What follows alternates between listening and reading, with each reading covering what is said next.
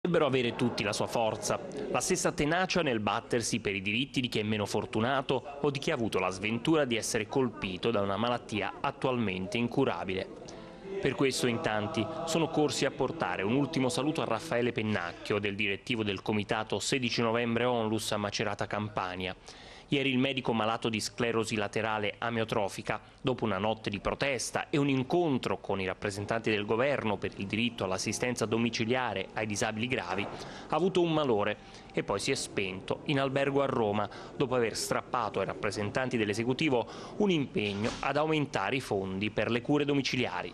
La voglia di lottare per tutti quelli come lui fino all'ultimo lo ha reso però debole, ma in Raffaele c'era ancora la voglia di gioire per il successo ottenuto. Era questo il suo carattere. Forte, ma nello stesso tempo riusciva anche in maniera leggera a dare energia agli altri, la voglia di reagire, di affrontare e l'esempio di una persona che poteva anche rimanersene a casa in qualche modo. Don Girolamo Capuano durante l'omelia ha detto: ci dobbiamo sentire tutti quanti colpevoli perché nessuno ha compreso la gravità e la difficoltà che toccava quest'uomo.